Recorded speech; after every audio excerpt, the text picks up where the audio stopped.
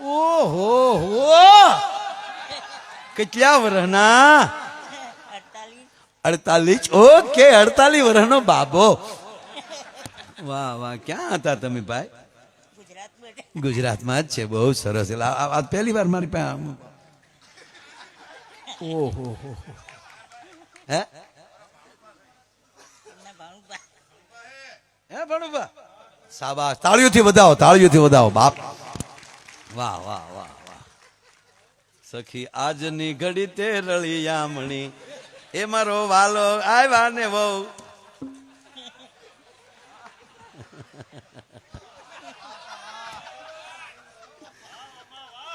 બહુ સરસ, બહુ સરસ. ઉડાડ ઉડાડ.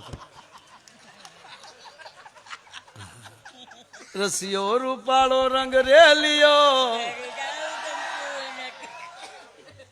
આવો રસિયો રૂપાળો રંગ રેલિયો. ઘરે જાવ ગમતું નથી. ક્યાંથી જાવું આમાં?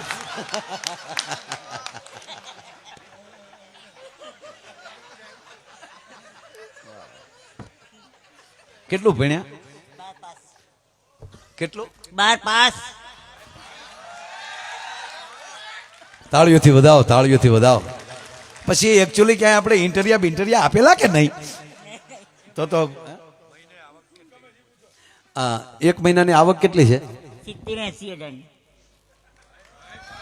આ મોગલની કૃપા સાહેબ, ધન્યવાદ દો. 70-80 હજાર રૂપિયા મહિને કમાય છે અને માને પાળે આવીને બેસે છે. તાળીઓથી વધાવો મારા બાપ.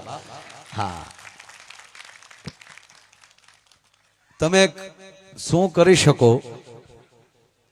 નિરાશાને એક બાજુ પાટું મારીને મંજિલ સુધી પહોંચાડી શકવાની કોઈ ઉર્જા આપે તો આવા માણસો આપી શકે. ઘણા હાથ ઘૂંટના છે ને, દેજો બાપા દેજો. હે, હાથ ઘૂંટના ઉભા વાહડા જેવા હોય, કા ઉભા ઉભા માવો થતો. આ બસ ક્યાં જાય? તારી ઘીરે જાય આ બસ. આપણા ખરેખર અમુક તો સમજણ જ નથી પડતી સાહેબ.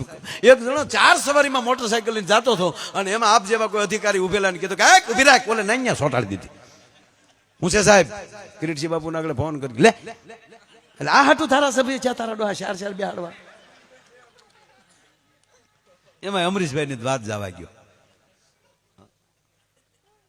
ખરેખર માણસો તરત બોલે સોટાડી દો. એટલે સાહેબે કીધું કે ઉભી રાખ, કેમ 4 બેહાડ્યા? ઓલો પાસવાળો જોઈને કે લે 5મો કરે ઉતરી ગયો.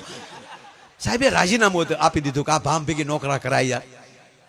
ખરેખર અમુક તો હાવ એક જણાને ઉસવાદ કરતા હતા, 4 જણા બેઠેલા અને સાહેબે ઉસવાદ કરી ગાય ઉભી રાખ. ઓલો કે સાહેબ હામે આમ નથી ને લેતો જા, તેમ કરીને વયો ગયો. બોલો લ્યો, નિરાશામાંથી આશા બાજુ જાવું. માં શક્તિની ઉપાસના કરવી એટલે કોઈ દી નિરાશ ન થવું. પોતાની જાતને તમે નાની સમજી લ્યો છો ત્યારે આપણને તકલીફ પડે છે, પણ એટલું ધારી લઈએ કે હું છું જ. હું જે અમે આ દેશ વિદેશમાં જઈએ, મને ભાઈ અહીંયા બેઠા છે કીર્તિભાઈ ને, મને હરામ બરોબર અંગ્રેજી આવડતું. એમ તો આવડે, હું આખો પ્રોગ્રામ અંગ્રેજીમાં કરી શકું પણ ન બોલું. આ ખરેખર આખો પ્રોગ્રામ સાહેબ અંગ્રેજીમાં બોલી જાઉં, આખો પ્રોગ્રામ અંગ્રેજીમાં કરું, પણ હું ન કરું. હું કામ? હું આટલી ઇંગ્લિશ બોલું ને તમને ન સમજાય. એ ધંધા કરાય આપણે? સાહેબ હું અમેરિકા જઈને અંગ્રેજી જે બોલું છું, અમેરિકા વાળા હજી સમજ્યા નથી. બસ આપણે ઈ રાજીપો રાખવાનો કે મારું અંગ્રેજી એટલું બધું હાર્ડ છે, દુનિયામાં મને કોઈ સમજી શકતો નથી. આનાથી મોટો પાવર કયો હોઈ શકે? કયો તમે? ખરેખર હું પ્લેનમાં જાઉં તો એર હોસ્ટેસ બહેનો આવે ને, બેન જ કહેવાય ને આપણે, એ બહેનો આવે ને એ આમ કંઈક નાસ્તો લઈને આવે તો મારે અંગ્રેજી બોલે કે હા, એટલે હું કહું હા, તો એ બીજીને બોલાવે કે તારો બાપ કઈ ભાષા બોલે. એ સમજવા રહેતો તો પછી આવી જાય. હું કહું ઓલે ફેરે બેન, ઓલે ફેરે. હવે જીવનમાં કોઈ દી નારાજ ન થવું, નિરાશા ન લાવવું. મને એક ભાઈ પૂછ્યું મને કે માય ભાઈ કક્કામાં ને એબીસીડીમાં ફેર શું? ઇંગ્લિશ શીખજો બાપ, ભણાવજો સંતાનોને, પણ ગુજરાતીના ભોગે નહીં, સંસ્કૃતિના ભોગે નહીં. અમુક તો એટલું ભણાવી જાય ને તો આમાં ઊભા વાહડા જેવા થઈ જાય. હાવ કારણ કે અમુક સ્કૂલો છે એ પરિવારને નથી શીખવાડતી, પરિવારને ગગલાવે તમારે તમારા ઘરમાં પણ અંગ્રેજી જ બોલવાનું, છોકરાને બીજું બોલવાનું નહીં. અંગ્રેજીમાં બાજે લાગે આવે. અંગ્રેજીમાં વધી વધીને કેટલીક ગાય,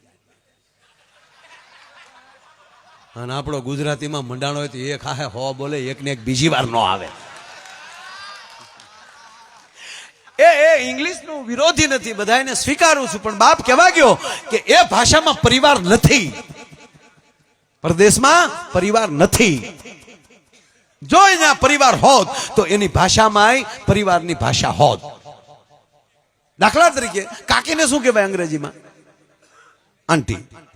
માસીને આંટી, મામીને આંટી. આંટામાં બધું પૂરું, નક્કી જ ન કરીએ કે આ બાપની બેન છે કે માની બેન છે. એનો અર્થ એ થયો કે ત્યાં ફેમિલી નથી. અંકલમાં આખો લોટ આવી જાય, કાકા મામા અંકલમાં આખો ગોબો. શું કામ? ત્યાં રાહ નથી જોવાતી કે હમણાં મોટા બાપુ આવે ને જમી લઈએ, હમણાં કાકા આવે પછી જમીએ. ત્યાં રાહ નથી જોવાતી. તો મને પૂછ્યું મને કે અંગ્રેજીમાં અને કકામાં ફેર શું? ત્યારે મેં કીધું કે એબીસીડી જે છે એ એથી ચાલુ થાય. એ નામ એપલ, સફરજન. પછી બહુ ઇંગ્લિશ ભણી જાય ને સફરજન જેવો. Okay, right right.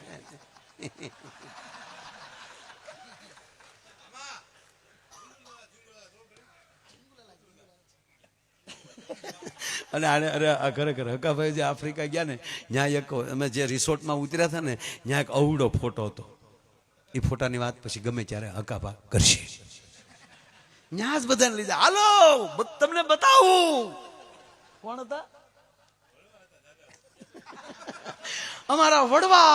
અહીંયા તો એમ કરીને એ ફોટો દેખાડે, જો મારી હાર એક છે એમ કરીને. આઠે પોરા આનંદ જ કરાવો, પોતાની જાતને પણ કહેવાય નીચોવી નાખવી અને જગત કેમ રાજી થાય એના માટે એના પ્રયાસો હોય છે. એ આનંદની વાત છે સાહેબ.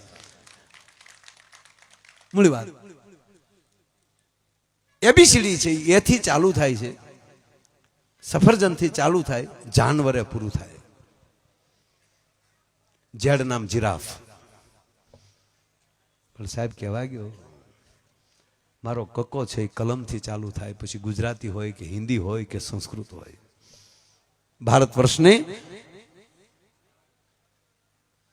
જે કક્કો છે, જે બારાક્ષરી છે, એ બાપુ કથી ચાલુ થાય, લેખણીથી વેદથી ચાલુ થાય. શું આ દેશના બ્રાહ્મણોએ આપણને જીવતા શીખવાડ્યું છે. જાગો ન્યાલી વેદ આરે તમે ફિટ થઈ જાવ છો. સાંભળો ભાઈ, ઘડીક ચા મૂકી દે, ઘડીક મૂકી દે.